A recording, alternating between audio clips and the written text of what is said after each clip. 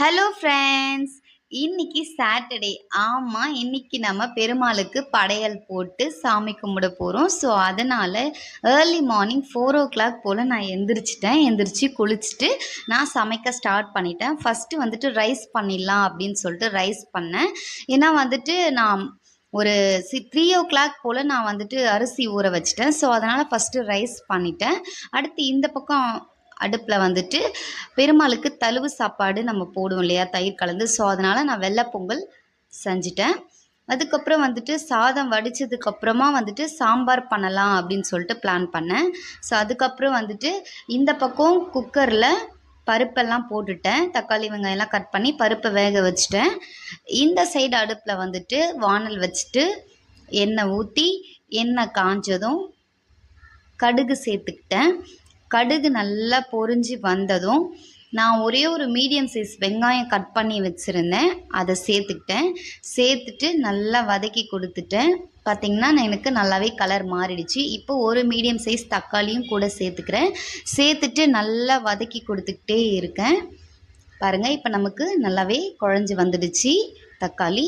இப்போது இது கூட முருங்கைக்காய், கத்திரிக்காய், பீன்ஸ், கேரட் வந்து நான் கட் பண்ணி வாஷ் பண்ணி வச்சுருந்தேன், அதையும் சேர்த்து நல்லா வதக்கி கொடுத்துக்கலாம்.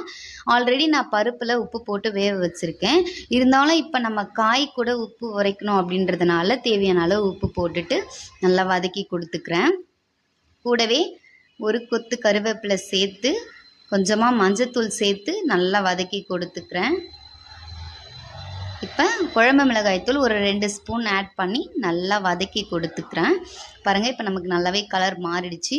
இப்போது தேவையான அளவு தண்ணி ஊற்றிக்கலாம். இது ஒரு கொதி வரட்டும், புளி தண்ணி கரைச்சி வச்சுக்கலாம். பாருங்கள், ஒரு கொதி வந்துடுச்சு. இப்போ வந்துட்டு புளி தண்ணி ஊற்றி கொதிக்க வச்சு ஆஃப் பண்ணிங்கன்னா என்னோடய ஸ்டைலில் சாம்பார் ரெடி.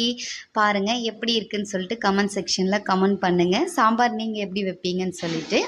அடுத்து வந்து நான் என்ன பிளான் பண்ணியிருந்தேன் அப்படின்னா, உருளைக்கிழங்கு பொரியல் செஞ்சிடலாம் அப்படின்னு சொல்லிட்டு சாம்பார் செஞ்ச வானலில் வாஷ் பண்ணிவிட்டு எண்ணெய் ஊற்றி வானலில் எண்ணெய் நல்லா காஞ்சதும் கடுகு சேர்த்துக்கிட்டேன். அந்த பக்கம் உருளைக்கிழங்கை குக்கரில் ஒரு 5 விசில் விட்டுக்கிட்டேன். இப்போது ஒரு மீடியம் சைஸ் வெங்காயம் கட் பண்ணி வச்சுருந்தேன், அதை சேர்த்துக்கிட்டு அது நல்லா வதங்கிட்டோன்னா கூடவே ஒரு தக்காளி கட் பண்ணி வச்சுருந்தேன், அதையும் சேர்த்து நல்லா வதக்கிக்கிட்டேன். கூடவே மஞ்சத்தூள் போட்டு நல்லா வதக்கி கொடுத்துக்கிட்டேன். தக்காளி நல்லாவே நமக்கு குழஞ்சி வந்துருச்சு. இப்போது ஒரு கைப்பிடி அளவு கருவேப்பிலை சேர்த்து நல்லா வதக்கி கொடுத்துக்கிறேன்.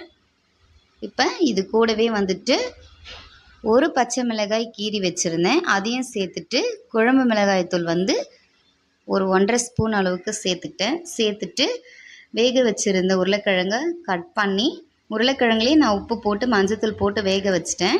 ஸோ அதனால் உப்பு போட வேண்டிய அவசியம் இல்லை. இப்போ சேர்த்துட்டு நல்லா வதக்கி கொடுத்துக்கலாம். பாருங்கள், உருளைக்கிழங்கு பொரியல் என்னோடய ஸ்டைலில் ரெடி ஆகிடுச்சு. அடுத்து என்ன பிளான் பண்ணலான்னு யோசித்தேன். ஓகே, இப்போ நம்ம பருப்பு பாயாசம் செய்யலாம் அப்படின்னு பிளான் பண்ணி பருப்பு பாயாசத்துக்கு ஃபஸ்ட்டு சிறுபருப்பை வானலில் சிம்லேயே வச்சு ஒரே ஒரு நிமிஷம் போல் லைட்டாக வறுத்து எடுத்துக்கிட்டேன். இப்போ குக்கரில் வந்துட்டு ஒரு 5 விசில் போல் தண்ணி ஊற்றி விட்டுட்டேன். இப்போது இந்த சைட் பாத்திரத்தில் வந்துட்டு தேவையான அளவு கொஞ்சமாக நம்ம வெள்ளைப்பாகு ரெடி பண்ணோம். ஸோ தண்ணி ஊற்றிக்கிட்டேன். இப்போ தண்ணி நல்லாவே கொதிக்கணும். ஸோ அது வரைக்கும் நம்ம வெல்லத்தை கட்டி இல்லாமல் நல்லா தூள் பண்ணி நசுக்கி எடுத்துக்கலாம். இப்போ பார்த்திங்கன்னா ஒரு கொதி வந்துருச்சு. ஸோ நம்ம நசுக்கி வச்சுருந்த வெல்லத்தை நான் சேர்த்துக்கிட்டு கட்டி இல்லாமல் கரண்டி வச்சு நல்லா கலரி கொடுத்துக்கிட்டேன். அப்படியே நீங்கள் கரண்டி வச்சு நல்லா தழுவி கொடுத்துக்கிட்டே இருந்தீங்க அப்படின்னா வெல்லம் வந்து நல்லாவே கரைஞ்சி வந்துடும் கட்டி இல்லாமல். இப்போ பார்த்திங்கன்னா ஒரு 5 விசில் போல் சிறுபருப்பு விட்டு எடுத்துகிட்டு நல்லாவே குழஞ்சி வந்துடுச்சு. இப்போது நம்ம வெள்ளைப்பாகு கூட இந்த சிறுபருப்பை சேர்த்துக்கலாம்.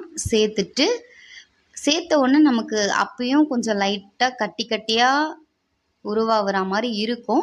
பட் ஆனால் இந்த மாதிரி நீங்கள் கரண்டி வச்சு நல்லா ஒரு நிமிஷத்துக்கு சிம்லேயே வச்சு கிளறி கொடுத்துக்கிட்டே இருந்தீங்க அப்படின்னா கட்டி எதுவும் இல்லாமல் தண்ணியான பதத்துக்கு வந்துடும்.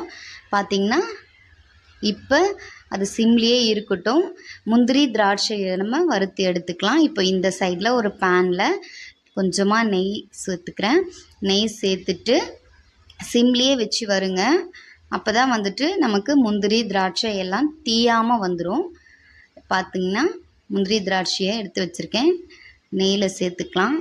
சேர்த்து சிம்லேயே நல்லா வறுத்து எடுத்துக்கோங்க. பாருங்கள், லைட்டாக சிம்லேயே வச்சு வறுக்கும்போது நமக்கு தீயாது. பாருங்கள், இப்போ ஓரளவுக்கு நமக்கு திராட்சைலாம் நல்லா குண்டாக எழும்பி வருது. பார்த்தீங்களா, நல்லாவே எழும்பி வந்துடுச்சு. இப்போ நீங்கள் அடுப்பை சிம்லேயே இருக்கட்டும். இப்போ இதை எடுத்து நம்ம பருப்பு பாயாசத்து கூட சேர்த்துக்கலாம். சேர்த்து நல்லா கரண்டி வச்சு கிளறி விட்டுக்கோங்க. இப்போ லைட்டாக உங்களுக்கு தண்ணியாக இருக்கிற மாதிரி இருக்கும். ஆற ஆற வந்துட்டு கெட்டி பதத்துக்கு வந்துடும் பாயாசம். இப்போது அதே வாணலில் இருக்க நெய்யில் தேங்காய் சீவி வச்சுருக்கேன். ஸோ அதை வந்துட்டு நம்ம அடுப்பை ஆஃப் பண்ணிகிட்டே வறுத்துக்கலாம். ஏன்னா அதே சூட்லேயே இது வறுந்துடும் நல்லா. ஏன்னா ரொம்ப இது வறுக்கணும் அப்படின்னு அவசியம் இல்லை. ஸோ அதே சூட்லேயே நீங்கள் நெய்யில் வறுத்து அதையும் பருப்பு பாயாசத்து கூட சேர்த்துக்கோங்க.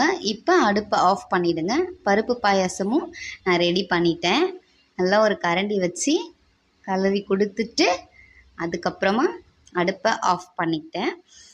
இப்போ வந்துட்டு அடுத்து என்ன செய்யலாம்னு யோசித்தேன். சரி, ஓகே, இன்னும் 2 பொரியல் இருக்குது சரின்னு சொல்லிட்டு கோஸ் பொரியல் செய்யலாம் அப்படின்னு சொல்லிட்டு பிளான் பண்ணிட்டேன். அடுத்து வந்து ஒரு வாணலில் எண்ணெய் ஊற்றி கடுகு சேர்த்துக்கிட்டேன். கடுகு நல்லா பொரிஞ்சு வந்ததும் சிம்பிளாக தான் செய்ய போகிறோம் கோஸ் பொரியல். அதனால் கோஸை சேர்த்துக்கிறேன். வெங்காயம்லாம் எதுவும் சேர்க்கல. கோஸை சேர்த்துட்டு ஒரு பச்சை மிளகாய் கீறி வச்சுருந்தேன், அதையும் சேர்த்துட்டு நல்லா தேவையான அளவு உப்பு போட்டு ஒரு கரண்டி வச்சு நல்லா கிளறி கொடுத்துக்கோங்க. கிளறி கொடுத்துட்டு இப்போ கோஸ் வேகிறதுக்கு ஒரு 1.5 டம்ளர் போல் நான் தண்ணி ஊற்றுறேன். தண்ணி ஊற்றி வேக வைக்கிறேன். அதுக்குள்ளே வந்துட்டு நான் தேங்காய் துருவல் ரெடி பண்ணிக்கிட்டேன். மிக்சியில் அரைச்சிக்கிட்டேன். இப்போ பாருங்கள், கோஸ் நல்லாவே வெந்துடுச்சு. இப்போது அடுப்பை ஆஃப் பண்ணிவிட்டு அதே சூட்லேயே தேங்காய் துருவலை சேர்த்து நல்லா நம்ம கிளறி கொடுத்துக்கலாம். கிளறி கொடுத்து ஆஃப் பண்ணிங்க அப்படின்னா என்னோடய ஸ்டைலில் சிம்பிளான குயிக்காக ரெடி பண்ணக்கூடிய கோஸ் பொரியலும் ரெடி பண்ணிட்டேன். அடுத்து கொத்தவரங்காய் பொரியல் செய்யலான்னு பிளான் பண்ணேன். எண்ணெய் ஊற்றி வாணலில் எண்ணெய் நல்லா காஞ்சதும் கொஞ்சமாக கடுகு சேர்த்துக்கிட்டேன். கடுகு நல்லா பொரிஞ்சு வந்ததும் கொத்தவரங்காய் காயை வாஷ் பண்ணி வச்சுருந்தேன், பொடியாக கட் பண்ணி அதையும் சேர்த்துக்கிறேன்.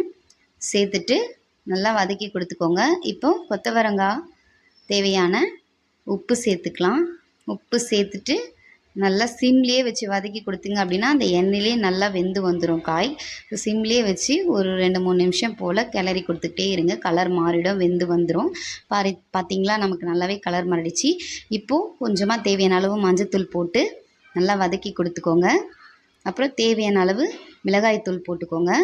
மிளகாய்த்தூள் போட்டு நல்லா வதக்கி கொடுத்தீங்க அப்படின்னா ஒரு நிமிஷம் போல் கொத்தவரங்காய் பொரியலும் ரெடி. நான் கொத்தவரங்காய் பொரியலும் செஞ்சுட்டேன். இப்போ அடுப்பு ஆஃப் பண்ணிவிட்டு கொத்தவரங்காய் பொரியலை வேறு ஒரு பாத்திரத்துக்கு மாற்றிட்டேன். அடுத்து நான் வடை சுடலாம் அப்படின்னு சொல்லிட்டு பிளான் பண்ணிட்டேன்.